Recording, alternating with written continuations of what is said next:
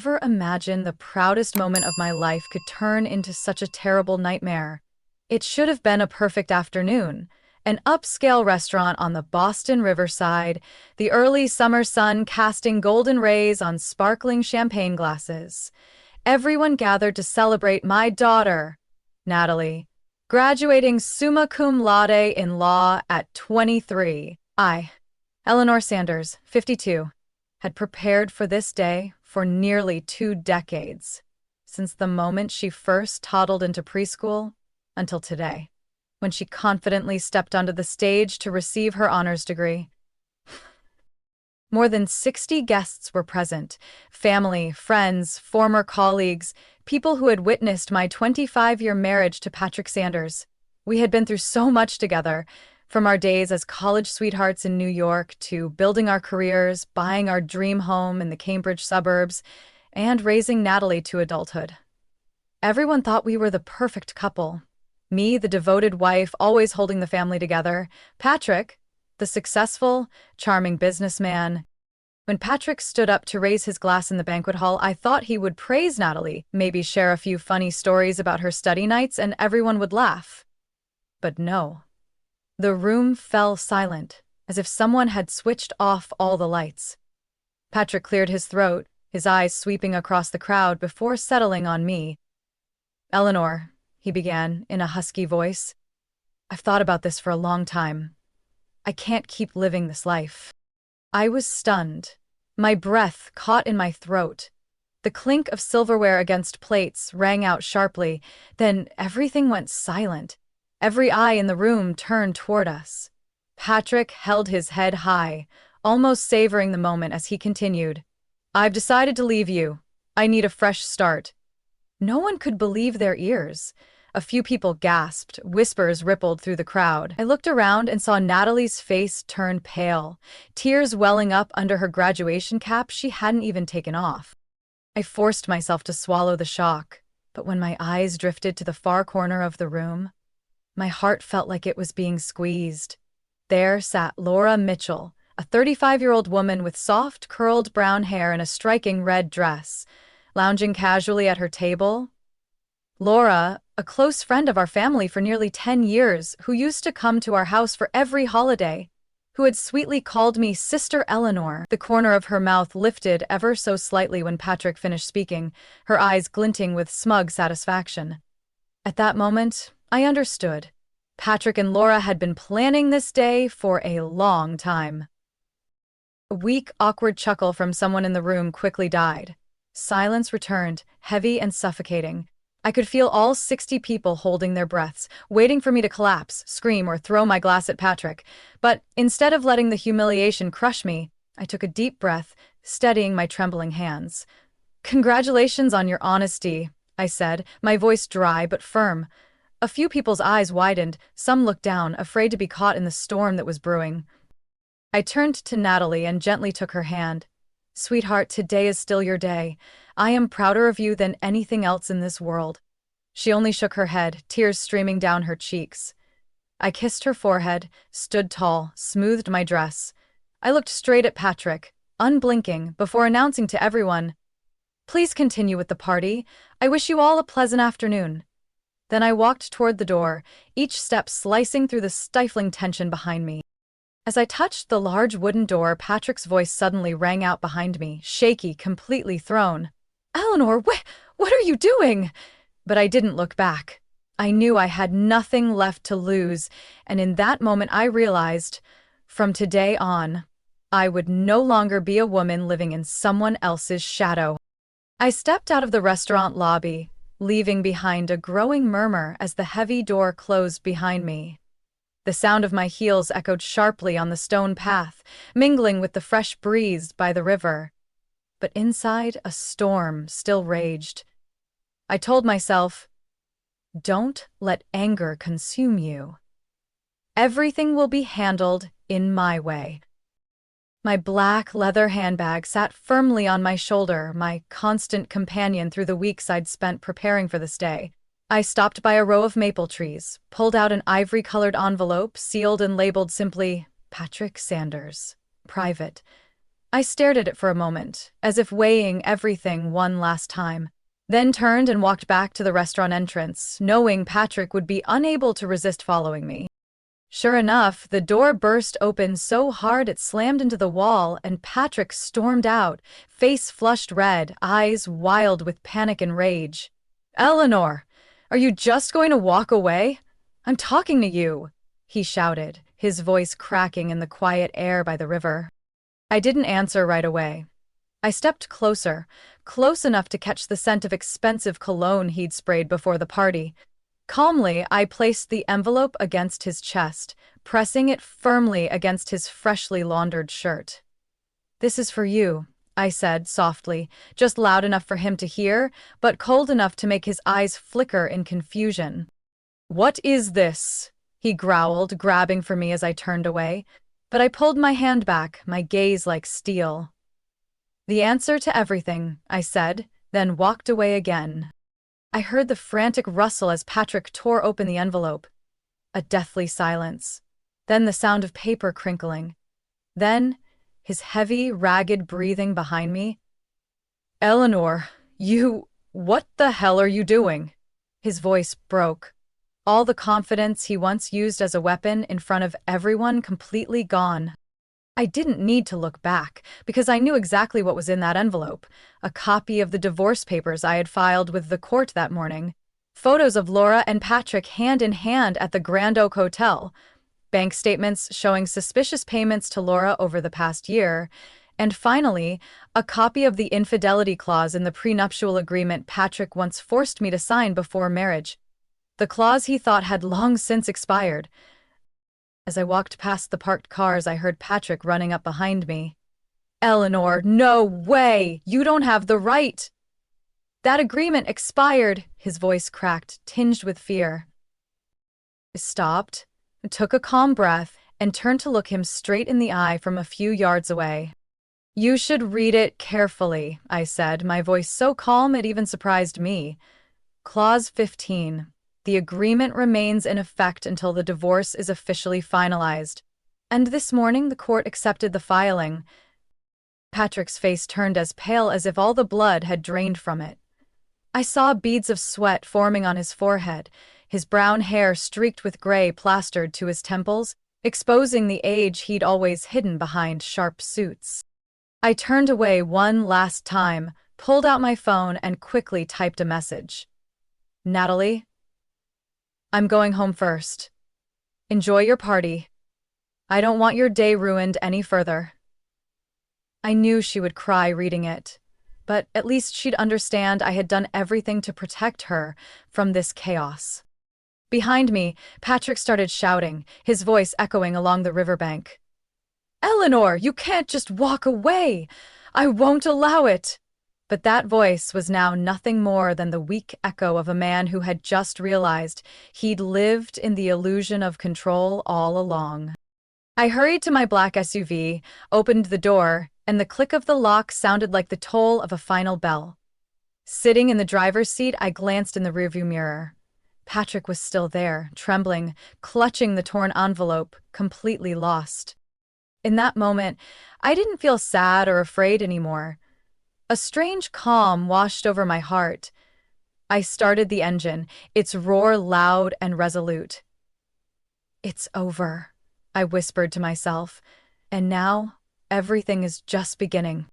The car rolled out of the parking lot, the late afternoon light casting golden hues across the tree-lined drive, leaving Patrick alone in the courtyard of the fancy restaurant he'd chosen as the stage for his cruel performance, but which had instead become the scene of his humiliating downfall. The SUV glided along the riverside road back home, the Boston evening slowly sinking into a deep orange sunset. I drove through familiar streets, each house, each park corner filled with memories, like a silent movie playing in slow motion. In the quiet cabin, waves of memories crashed over me, pulling me back to the early days of my 25-year journey with Patrick. Back then, Patrick was just an ambitious young sales employee, and I had just been hired as a financial analyst at a small investment fund. We married when I was 27 and he was 30. Patrick always said, You're smarter than anyone I've ever met. But he also skillfully convinced me to put my career on hold when Natalie was born, because our child needs a full-time mother. I believed him completely and agreed without hesitation. In the early years, I managed to work part-time, but when Patrick quit his stable job to start his first venture, a cafe chain called Sanders Brews, I willingly stayed home, did the bookkeeping for the cafe, took care of Natalie, and cut every personal expense to the bare minimum. I remember countless nights staying up correcting accounting errors because the cashiers kept miscalculating, while Patrick dreamed of opening 50 locations across New England. In the end, the cafe chain lasted less than 2 years before drowning in debt. After that failure, Patrick wasn't discouraged. He set his sights on real estate, pooling money to buy a plot of land near a lake in Vermont with a friend. I objected, as all the paperwork pointed to that friend being untrustworthy. But Patrick insisted. "You're too cautious, Eleanor. If you don't take risks, you'll never get rich." So I sold my old car to cover part of the down payment on the bank loan. Just as I had warned, after 14 months, Patrick lost everything when his friend ran off with the money to another state. I never publicly blamed Patrick. During dinner, I forced myself to smile, told funny stories to Natalie. Every morning, I took her to school, telling myself, "As long as the family stays together, we'll be okay." I took freelance accounting jobs with 3 small companies, working late nights to earn enough to cover the mortgage on our Cambridge home, the place where Natalie grew up, the place I believed would at least give her a peaceful childhood. While I counted every penny to cover tuition, Patrick kept changing plans. From opening an art gallery to importing Italian wines to buying shares in a tech company he knew nothing about. I remember clearly the night he came home reeking of beer, tossing a contract on the table for some cybersecurity software he thought would change the world. I stayed up all night reading every clause and found the company was already under investigation for financial fraud. Signing it could have bankrupted us. I tore it up in front of Patrick. He exploded in anger, accusing me of holding back his dreams, words that cut deeper than any knife. Time and again, Patrick promised to start over. He kept saying, "Just give me a little more time." I gave him 5 years, then 10, then nearly 20.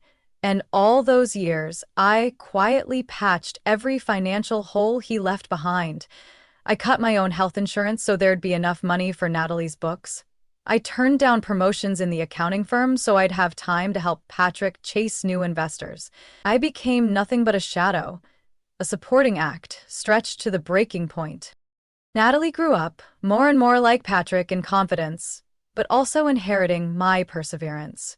She excelled at school, worked part-time jobs, and once asked, "Mom, why don't you go back to working full-time? I can take care of myself." But I was always afraid Patrick would fail again and need me to rescue him. And bitterly, that fear kept me imprisoned for years. Now, as my car turned onto the Longfellow Bridge and the city lights began to flicker on, I realized I had been the one holding our family together all along. If I hadn't quietly done everything, from paying the mortgage to covering tuition, Patrick would never have been able to stand in front of everyone pretending to be the successful husband. I had built the perfect facade to hide the chaos behind the scenes, just to protect the family's reputation so Natalie could have a childhood untainted by shame. But this very afternoon, right in front of our friends, colleagues, and our daughter, Patrick ripped that facade to shreds with his cruel announcement, and with that shock, I knew all my sacrifices had been trampled without a second thought. I took a deep breath, feeling my heart shift to a new rhythm. For the first time, I realized the years gone by weren't a failure, but the foundation for me to start a completely different life. A life I would own, no longer drowning under someone else's empty dreams. 3 months before Natalie's graduation party, I was still living inside a shell I'd built myself, trying to believe Patrick was only stressed from work, and that's why he was irritable and always coming home late. But then, on a freezing March night, I woke up at 2 a.m. and didn't see Patrick anywhere. Light from the downstairs office spilled through the door crack. I tiptoed down the stairs and saw him intently texting on his phone, completely unaware I was standing on the staircase. He was smiling as he typed, "Baby, just 3 more months. After graduation, I'll announce my freedom and then we'll be free." I froze. In that instant, every scattered clue I'd ignored snapped into place. All those times Patrick said we had to tighten our belts for the future. The nights he claimed he was out networking but came home reeking of unfamiliar perfume. The steady stream of small withdrawals from our joint credit card that I could never quite explain. I quietly went back to our bedroom, my heart pounding, my mind spinning. But the pain quickly gave way to a cold, sharp clarity. The next day, I started combing through every credit card statement and every transaction in our joint accounts. After 2 sleepless nights, I found at least 28 suspicious transfers, each a few $1,000s, spread over the past 10 months, all going to an account under the name L. Mitchell. Laura Mitchell. I sat in silence for hours, clutching the printed statements, shock bursting inside my chest. Each figure felt like a slap. $5,200 for event services, something Patrick never mentioned, $8,000 for a Florida business trip when he'd told me he was in Chicago. I gradually understood that my husband had been spending money on secret getaways with Laura, placing deposits on a hidden apartment and buying her expensive gifts with Laura. Placing deposits on a hidden apartment and buying her expensive gifts. All of it came from the savings I'd painstakingly set aside for Natalie. The shame wasn't just in the betrayal, but also in the fact that I, someone who had been a chief accountant for 15 years, didn't see the holes Patrick created right under my nose in the very accounts I managed. While I buried myself in work, Patrick meticulously laid the groundwork to leave me behind. I decided not to confront him right away. I needed the full truth. I contacted a private financial investigation firm I had worked with years before. For a significant fee, they began sending me every detail. Flight bookings, hotel reservations, dinner receipts at fancy restaurants Patrick never took me to. They even got security footage showing Patrick and Laura walking hand in hand at a resort in Rhode Island, looking like newlyweds on a honeymoon. The cruelest moment wasn't seeing the images, but reading a copy of a text message. "After graduation, I'll stand up in front of everyone and announce leaving Eleanor. She'll collapse right there in front of her friends. You just sit back and we'll win." Reading that, I nearly vomited from disgust. I remember that night vividly, when Patrick came home from his late meeting, plopped down on the couch like nothing happened, and casually told me, "Things are getting better, just keep believing in me." He had no idea I already knew everything. I started planning, carefully and precisely. I bought a small voice recorder, hid it in the living room where Patrick often called Laura, and captured countless conversations with his brazen tone. I gathered the texts, printed them out, and backed up digital copies on an external hard drive hidden well. My biggest fear was Natalie finding out too soon, but I decided to keep it from her because she was focused on her final exams, and I couldn't let this chaos destroy her future. Every morning, I still made breakfast, sent her off to the library, smiled at her, all while hiding the dark circles under my eyes from endless nights without sleep. Those 3 months felt like 3 years. I worked freelance accounting jobs to earn extra money for legal fees, quietly built my case, collected evidence. I stayed silent, knowing that if I erupted too soon, Patrick would find a way to liquidate every remaining asset. The peak of this deceit came the week before graduation. Patrick texted Laura promising he'd propose to her right after the divorce is done, with an engagement party at the same fancy riverside restaurant where Natalie's celebration would be held. I shook with rage, but it only strengthened my resolve to see this through. I was ready to turn the day Patrick wanted me to crumble into the day he paid the highest price. When every piece of the truth finally fell into place, I knew there was no turning back. That night, after Natalie went to bed, I sat alone at the kitchen table, the yellow lamp casting long shadows on the walls. In my hands was the prenuptial agreement Patrick and I signed 25 years ago when he was just starting his first venture with money from my parents.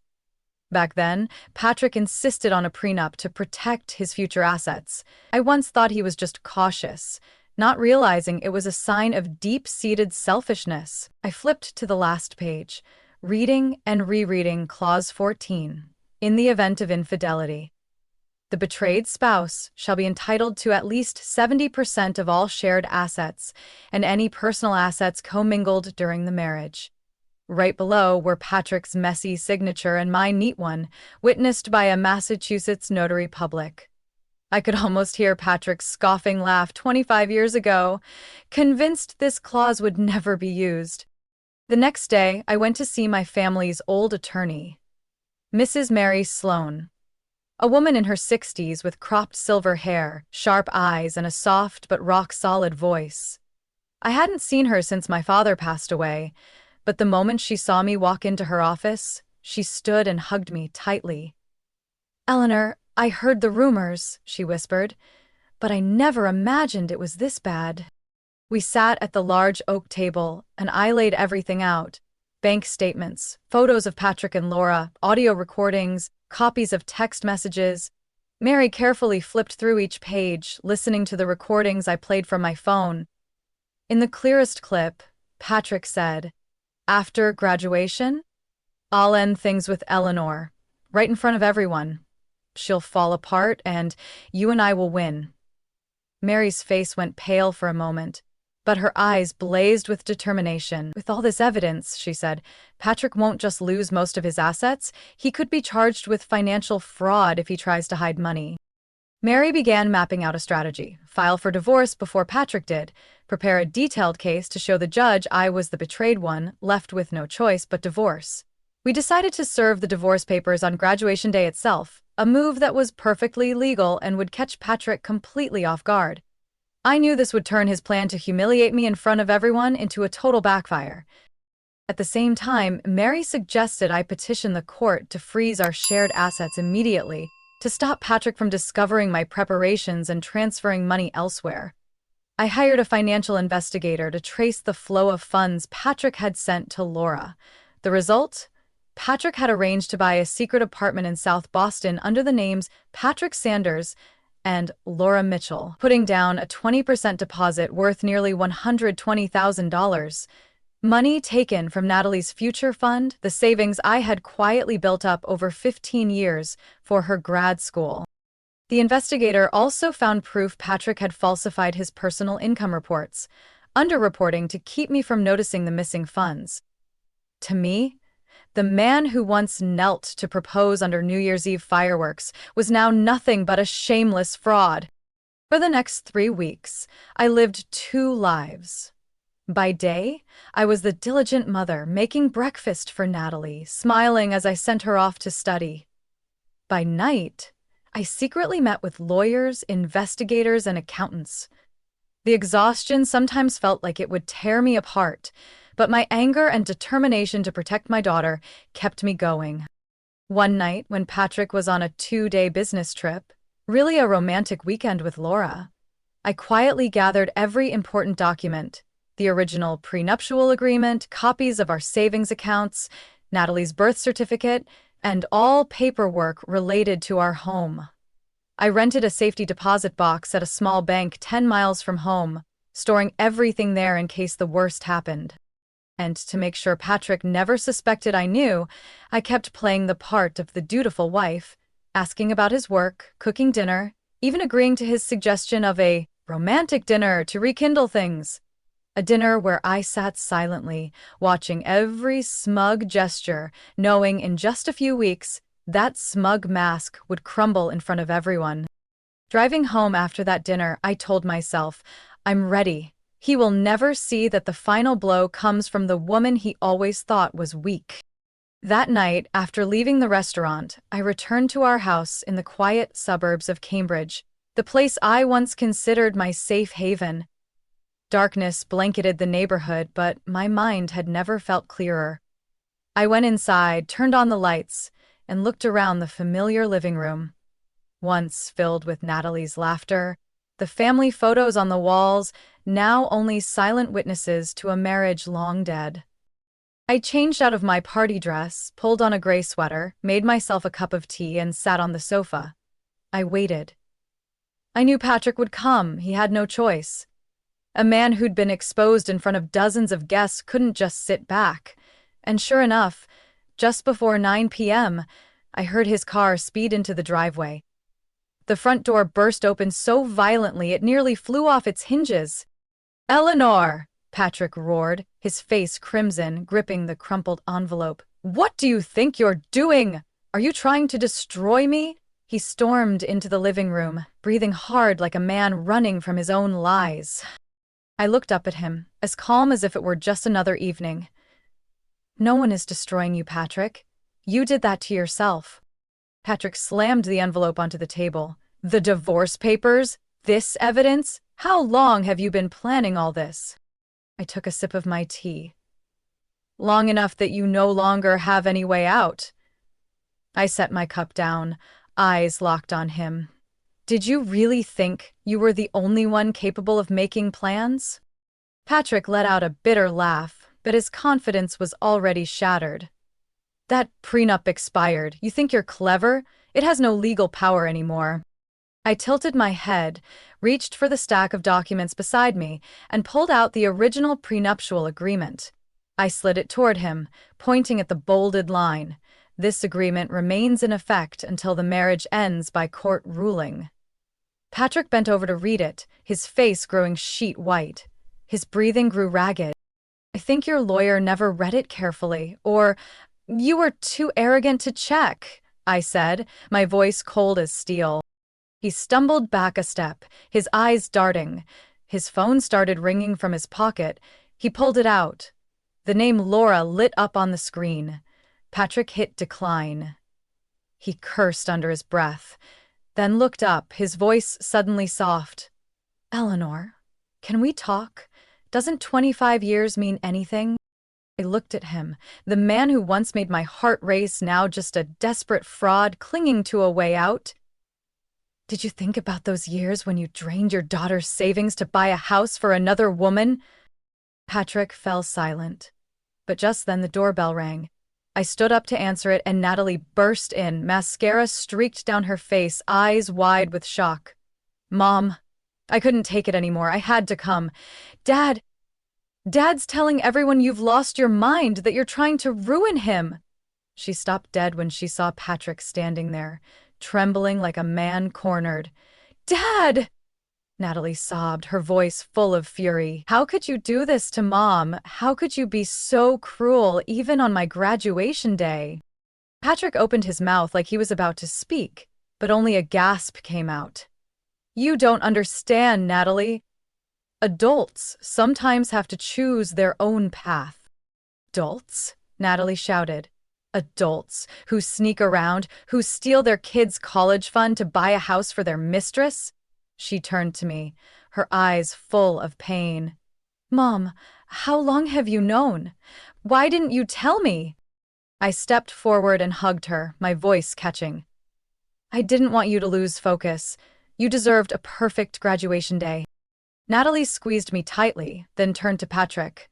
"Dad, I'm really disappointed. Did you even throw away your self-respect?" Patrick looked flustered as his phone rang again. "Laura?" He hit decline once more. Natalie saw it. "Oh, that's her calling, right? Why won't you answer? What's wrong? Is she starting to figure out the truth too?" Her voice was sharp as a blade. Patrick trembled, stepping back. "Enough, Eleanor. Don't push me to the edge. Let's talk like adults." I stood up straight. "I've said everything, Patrick. You have 3 days to pack up and leave this house before I change the locks. And don't call me Eleanor anymore. I'm no longer the wife you took for granted." Patrick seemed to collapse before my eyes. He doubled over, hands clutching his head, heavy breathing echoing in the house that already felt foreign. Natalie grabbed my hand. "Mom, let's go inside. I don't want to see him anymore." I nodded, leading my daughter inside, leaving Patrick alone in a room now, nothing but ruins of empty promises and lies. 3 weeks after that confrontation, I walked into the Middlesex County Family Court with Mary, a seasoned, steadfast attorney. The courthouse halls echoed with hurried footsteps of people resolving disputes. I gripped the folder of evidence, my heart racing, but deep down, I knew I was fully prepared for this moment. Patrick arrived 10 minutes late, wearing a wrinkled dark blue suit, exhaustion etched into his gaunt face. Walking beside him was a young attorney, maybe 30, looking awkward as he fumbled with his paperwork. I almost found it funny. Patrick always thought he was so clever, yet here he was, unable to even hire an experienced lawyer. When we were called into the courtroom, Judge Halloran, a woman in her 50s with neatly pinned graying hair and a stern gaze, looked at each of us through her thin-rimmed glasses. She took the file from Mary, read quickly, and tapped her gavel softly. Let's begin. At first, Patrick's lawyer tried to argue the prenuptial agreement had expired due to too much time passing. But Mary shot back instantly. Your Honor, the contract clearly states it remains effective until one party is legally granted a divorce. There has been no divorce ruling, so the agreement is still valid. She slid the original prenuptial agreement toward the judge. Judge Halloran picked up the papers, reading slowly. The courtroom was completely silent. Finally, she looked up, her sharp eyes piercing Patrick. Mr. Sanders, you signed this contract fully aware of its terms, correct? Patrick pressed his lips together and nodded. The judge's voice was warm but firm. Then, the infidelity clause applies. I will sign an order freezing all joint accounts until asset division is complete. Patrick leapt up, his voice cracking.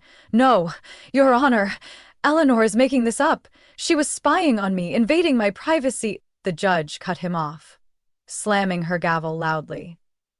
In Massachusetts, recording in one's own home with one-party consent is legal, and the evidence of adultery is clear. I sat still, my hands trembling slightly. Patrick stared at me, eyes wild with panic. His lawyer looked down, shuffling papers to avoid the thick tension in the room. Mary continued, her voice sharp as a knife. Additionally, we have provided documents proving Mr. Sanders transferred substantial funds from his daughter's college savings to purchase an apartment for his mistress. This is financial misconduct and a breach of family ethics. As the judge read the financial statements, I saw cold sweat bead on Patrick's forehead. Judge Halloran set the file down, looking first at me, then at Patrick. The court issues this temporary order. The Cambridge home will remain under the management of Mrs. Eleanor Sanders to ensure stable housing for her and her daughter Natalie. Mr. Sanders may remove his personal belongings within 5 days. After that, Mrs. Sanders has the right to change the locks. Patrick staggered like he might collapse, his chair creaking loudly as he sank into it. But his ordeal wasn't over. My lawyer submitted another set of documents. Proof of Patrick and Laura's apartment lease, along with a record of their rejected credit application due to suspicious information. The judge flipped through quickly and sighed. The court finds Mr. Sanders' financial situation to be unclear, further supporting the decision to maintain the asset freeze. At the end of the hearing, as everyone left the courtroom, Patrick shuffled behind his young lawyer, his face ashen. I felt part of the weight lift from my shoulders. Mary leaned toward me and murmured, Eleanor, you've made it halfway. Now, let him face the consequences himself. But the drama wasn't over. The very next day, news came from one of Natalie's friends. Laura had packed up and left the shabby apartment Patrick rented, abandoning him with a mountain of bills. The reason? Laura discovered Patrick's assets were frozen by the court, and every promise of a luxurious new life was nothing but a bubble. She even admitted to friends that Patrick had been hiding a large debt simmering from his recent failed investments. I got the news in an email from a mutual friend, simply reading, Laura, gone, Patrick devastated. I held my phone, laughing as tears streamed down my face. I laughed because I knew my life was truly turning a new page, while Patrick was drowning in the chaos he created himself. That day, Natalie and I reorganized the house. We took down our wedding photos, packed away mementos that no longer meant anything, and hung up a picture of just the two of us from the day she got accepted to college. For the first time in years, the house was filled with warmth and peace. On the first morning after Patrick officially left, I woke up to silence. No more clattering of him making coffee, no more heavy, suffocating quiet pressing down on me like a thick blanket. Sunlight streamed through the curtains, illuminating the tidy kitchen. I made myself a cappuccino, sat by the window, and looked out at the small garden bursting with life, red tulips glowing brilliantly. For the first time, I felt free to breathe in my own home. Though the divorce still awaited a final hearing to officially divide our assets, I had already begun pursuing the dream I'd cherished since I was young, opening a financial consulting firm for women, helping them manage money confidently when going through divorce, widowhood, or career changes. I named it Eleanor's Financial Resilience, as a reminder to myself and every woman that we are stronger than we think. I rented a small office in Kendall Square, just a few blocks from MIT, where Natalie was starting her summer internship. The room barely fit a desk, a bookshelf, and an old chair, but I believed I could turn it into a place that empowered many. I started by offering free consultations to single mothers struggling after divorce, and slowly, more women came through word of mouth. My first client, Sylvia, a 55-year-old woman who had just lost her husband, held my hand and said, "If I'd had someone like you by my side, I wouldn't have felt like I was drowning in fear." Her words brought tears to my eyes, but also fueled my determination. Natalie, after all the tears and nights crying with me, slowly regained her spirit. Right after graduating, she got a job offer from a prestigious law firm in downtown Boston. I will never forget the moment she burst into my office after her interview, throwing her arms around me so tight I could barely breathe. "Mom, I did it, and I'm more proud of you than anything," she whispered, her voice breaking with emotion. Her eyes sparkled, free of the doubt and resentment she once had when she first learned the truth about her father. Our relationship had never been stronger. Meanwhile, Patrick was spiraling into the downfall he'd created. News of his financial fraud leaked online after an old business acquaintance heard the story. Not long after, his main business partner formally announced they were cutting ties, and the real estate project he'd been planning with a group of investors in Cape Cod was canceled. I heard from an old friend, "They don't want to get involved with a man who cheated his wife and child and stole money." Patrick lost all credibility, his career plummeting uncontrollably. Mutual friends who once sat with us at lavish dinners began avoiding Patrick. They sent me messages, most expressing regret for not seeing his true nature sooner. A few apologized, promising they'd stand by me if Patrick tried to smear my name. I simply replied, "I don't need anyone to take sides. I just hope everyone understands that every woman deserves respect." The most painful blow for Patrick was likely that Laura, the woman he'd pinned all his hopes on, quickly abandoned him once she realized he had nothing left but debt. She blocked his number, returned his ring, and left a short message through a mutual friend. "I'm not here to carry your debt." The man who once arrogantly declared he would make Eleanor beg was now curled up alone in a temporary rental with no one by his side. Every night I came home to my own house, turned on the lights without the dread of hearing a key in the door, without having to fake a smile. Natalie and I ate dinner together, sometimes pasta, sometimes just store-bought pizza, but every meal was filled with laughter.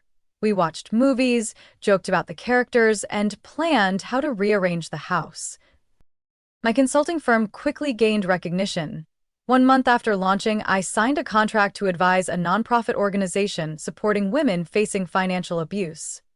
I used my own painful experience to guide them in managing their finances, setting up independent accounts, and understanding prenuptial agreements.